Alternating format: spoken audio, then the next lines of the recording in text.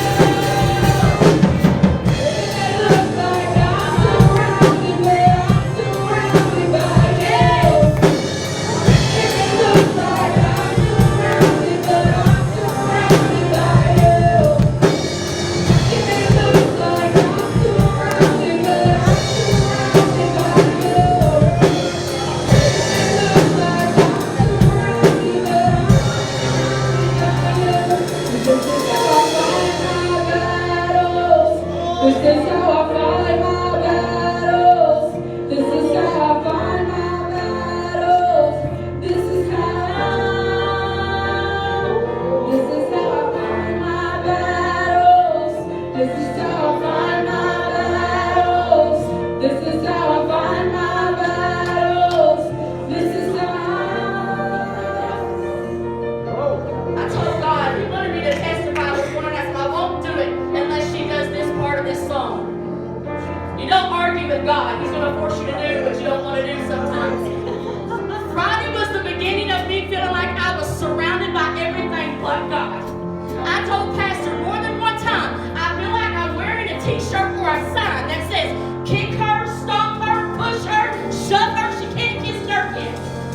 Everything that came at me, it was like 1 hour after another hour, something was coming my way. At one point in my route on my job, I literally sat in David's car and I just screamed really loud. Because after the third client's family cussed me out, I had just about enough. And I said, Satan, you will not defeat me today. You cannot stop me from smiling. You cannot stop me from winning today. I refuse to be defeated. Guess what happened? It got worse. Because how many times do you do something to put him in his place, but he'll test you? Do you really trust God? Do you really believe he'll fix it for you? It got uglier on Friday. Saturday was not much better. And mind you, this morning wasn't any better either. I told the ones of us that met and prayed this morning because we decided we needed some prayer. I said, I'm telling you, I've been saying it for months. There's a shift getting ready to take place in September. And it's a shift like never before. So the enemy has amped his ammunition up. But in the scripture it tells me, no weapon formed against me shall prosper in the mighty name of Jesus. So I have decided he can come at me with any ammunition he wants. I still get to win. I still have victory. This is how I get my victory. My worship, my praise, my prayer, reading my scripture, and refusing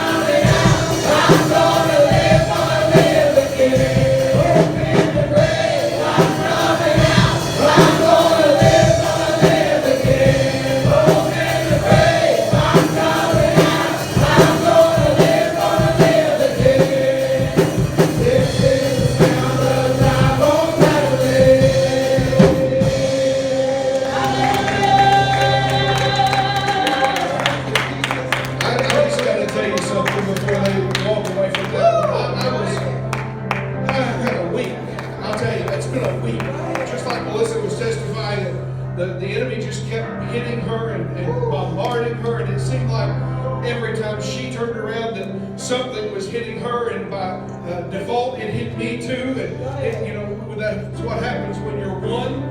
It hits the whole, not just the one half.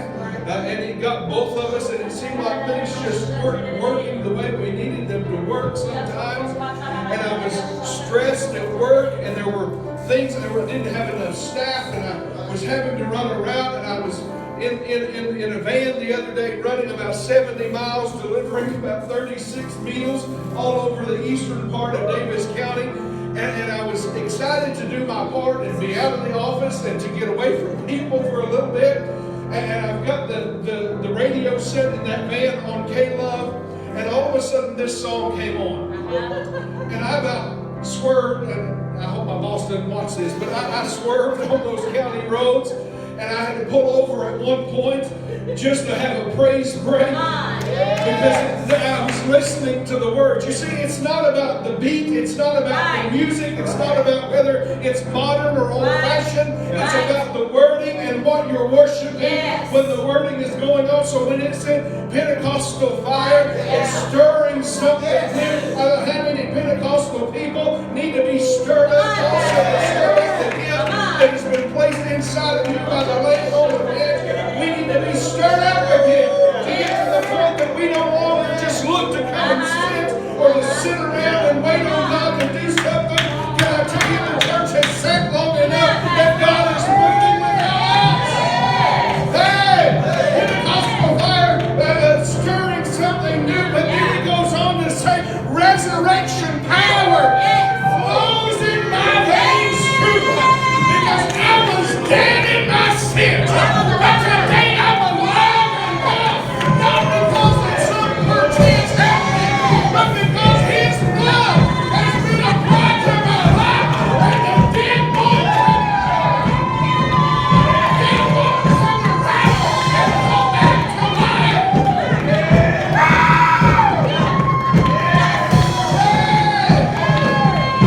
You might not feel nothing this morning, but I feel ready.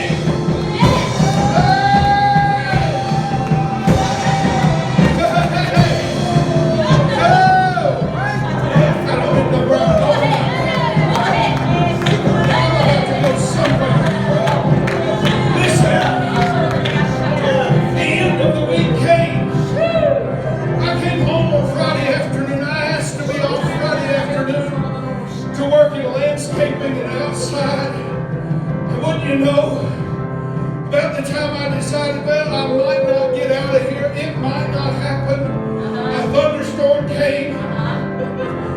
Streets were flooding. I can't work outside, so I might as well work inside. I stayed at work. I came home after we locked the doors. I changed into my pajamas, kicked off the shoes and socks, kicked back in my recliner, had my ice water sitting there. Melissa walked in the door and said, "Did you forget about our appointment?" Yes, I absolutely did. Let me get dressed again real quick. We'll run. Come on. Go ahead. I got up yesterday morning, and everything the chiropractor did at our appointment Friday afternoon, I totally undid it yesterday. I think I figured out that I moved a couple of times about 1,600 pounds of concrete and asphalt repair. Fun stuff, right? One bag at a time. One bag at a time. Building something. Getting ready to do something. By the time we got done with that, we went to Evansville to spend some family time shopping. Looking around, and I thought, gosh. I went to get out of the car after driving to Evansville. I stood up, and my stand-up didn't want to work. I wanted to sit back down real quick.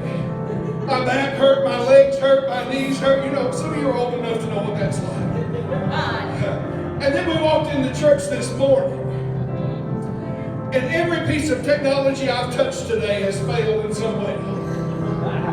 We have got service started, and I grabbed my iPad. It sent me every notification under the sun before I could ever get hooked to the sound system to be able to turn them up and down.